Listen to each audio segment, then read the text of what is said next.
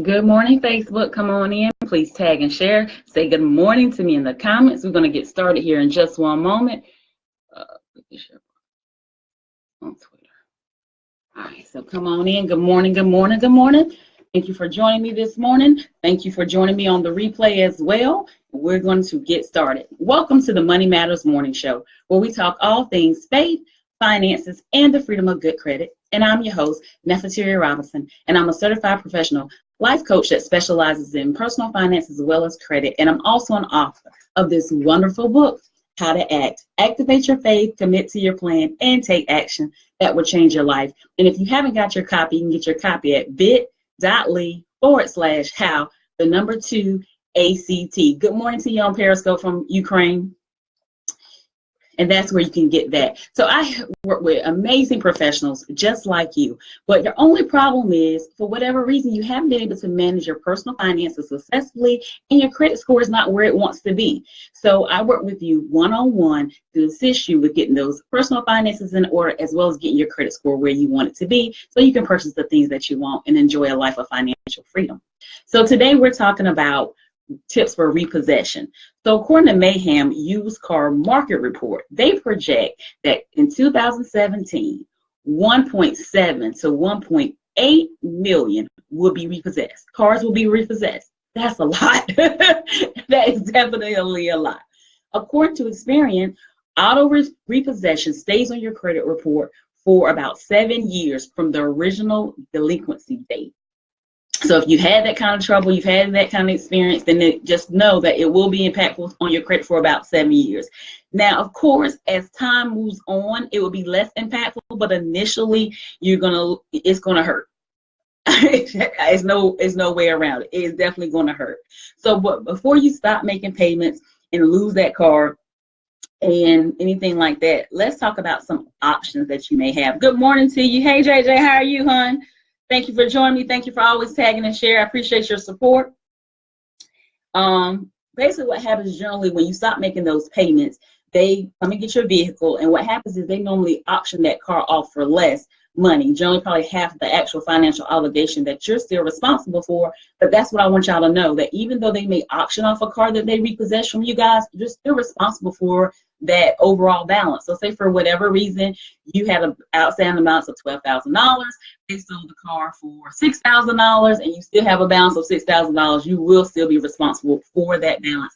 Thank you for joining me on Periscope. Please double tap the screen to show me some heart love. Please share. I truly appreciate it.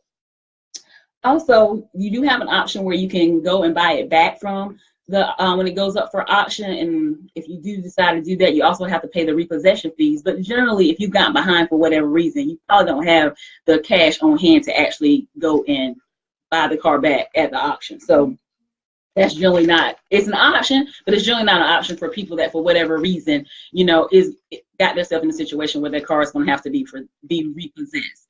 So I'm going to talk about a couple of tips to kind of help you avoid or possibly bounce back. If you have experienced that, or you may know someone, please tag and share in this broadcast. I truly appreciate it. So before you get to a point where you can't make the payments, things are happening, try to call and negotiate with whoever is your auto loan financer. Contact them. I'm a big advocate about communicating and having conversations, and that's in every aspect of your life. Sometimes things can be settled or rectified by just simply having a conversation. So before you get to that kind of situation where you stop making payments due to maybe a financial hardship, or maybe you getting laid off. Good morning, Serious Minds on Periscope. Hey, Keisha girl, how you doing? We'll talk today at 10.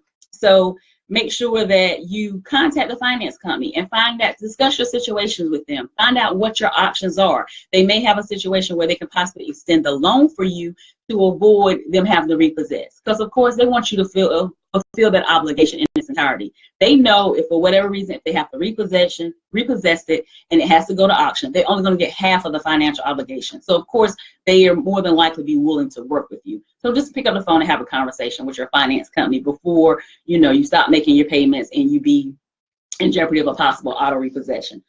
Also, you have the option of consulting an attorney.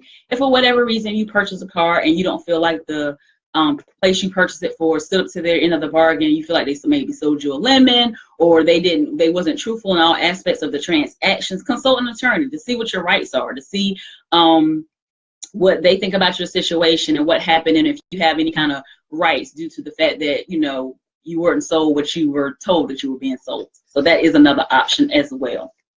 Also, work on rebuilding your credit. Now, granted, rebuilding your credit will definitely take some time. Rome wasn't built in a day, and rebuilding your credit is not going to be done in a day as well.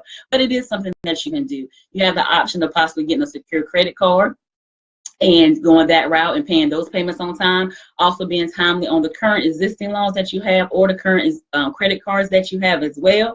If you still need a vehicle for work, then you may need to look into some finance companies that work with people that have had past repossessions. Now, if you work with those companies, more than likely they're going to charge you a higher interest rate than if you was a person that didn't have a repossession, due to the fact that you're high risk. You've already shown that you don't fulfill your financial obligations. But there are companies out there that will be willing to work with you in case you find yourself in that situation due to whatever reason. So this morning, I just want to get on here to let you know a couple tips to help you avoid repossession if you can avoid it. First tip is, to recap, is to negotiate. Negotiate with who your finance company is before you get yourself in a situation. Go ahead and contact them, see what they can do. Like I said, they may be able to extend your loan so that you can be able to make the monthly payments. So just find out what your options are and see how they can work with you.